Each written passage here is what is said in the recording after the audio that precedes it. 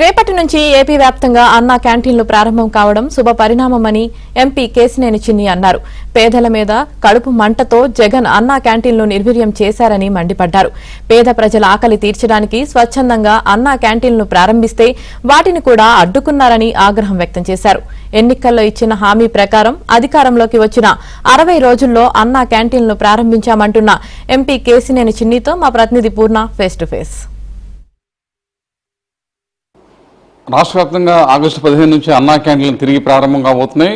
ఏదైతే ప్రజల్ని భాగస్వామ్యం చేసి అన్నా క్యాంటీన్స్ కూడా నిర్వహించాలని చెప్పి టీడీపీ అధినేత చంద్రబాబు నాయుడు ఇప్పటికే దాన్ని ఒక శ్రీకారం చుట్టారు. దానికి సంబంధించిన ఒక కార్యాచరణ కూడా రూపొందించడం కూడా జరిగింది. అయితే ఏదైతే గత ప్రభుత్వంలో వైఎస్ జగన్మోహన్ రెడ్డి ప్రభుత్వంలో అన్నా క్యాంటీన్లు పూర్తిగా రద్దు చేయడంతో ఏదైతే ఎన్టీఆర్ శత జయంతి ఉత్సవాల సందర్భంగా మొత్తం కూడా ఒక చంద్రబాబు పిలుపు మేరకు రాష్ట్ర వ్యాప్తంగా మొబైల్ క్యాంటీన్స్ అలాగే స్వచ్ఛందంగా అన్నా క్యాంటీన్స్ కూడా ఏర్పాటు చేసి ఉచితంగా అందరికి కూడా భోజనాన్ని సరఫరా చేసిన పరిస్థితి అనుకుంది.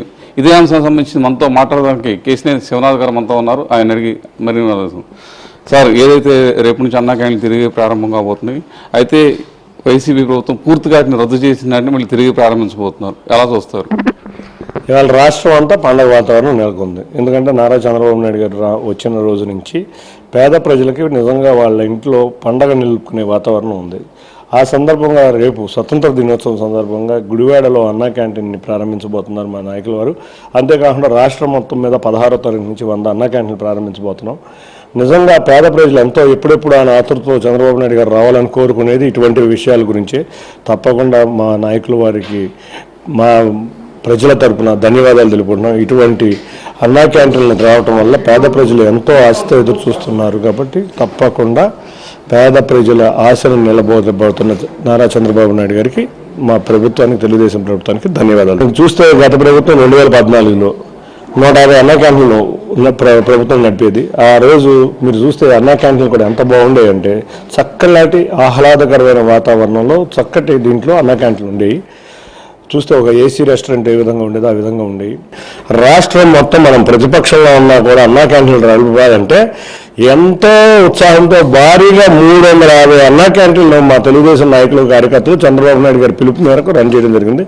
మీరు చూస్తే ఆ సమయంలో చంద్రబాబు నాయుడు గారి కుటుంబం కూడా నిజంగా భువనేశ్వర్ గారు తన మనవుడి పేరు మీద పుట్టినరోజు వస్తే 350 అన్నా క్యాంటీన్లను వాళ్ళే ఖర్చు భరించారు పార్టీ. ఇటువంటి ఎన్నో కార్యక్రమాల్లో వాళ్ళ కుటుంబ సభ్యులు కూడా అన్నా క్యాంటీన్లో పాల్గొని పేద ప్రజలకి ప్రభుత్వం వచ్చేదాకా అన్నా క్యాంటీన్లు ఆదరించడం జరిగింది. ఆ సమయంలో ప్రజలు, కార్యకర్తలు అభ్యర్థన మేరకు చంద్రబాబు నాయుడు గారు ఒకటే చెప్పారు, మనం 100 రోజుల్లో రాగానే అన్నా క్యాంటీన్ ప్రారంభిద్దాం అని.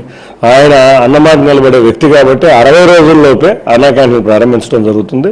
ఈ అన్నా క్యాంటీన్ కూడా బ్రహ్మాండంగా మేము ఇప్పుడు రాబోయే కాలంలో 300 పైగా అన్నా క్యాంటీన్లు ప్రారంభించబోతున్నాం. గ్రామీణ ప్రాంతంలో కూడా అన్నా క్యాంటీన్లు పెట్టడానికి మేము కృతనిశ్చయంతో ఉన్నాం.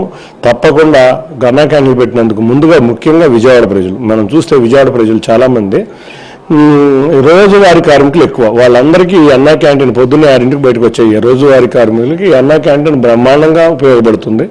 వాళ్ళు శ్రమదానానికి తగ్గట్టుగా చక్కటి భోజనం కూడా లభిస్తే ఇంకా బాగా పనిచేస్తారు.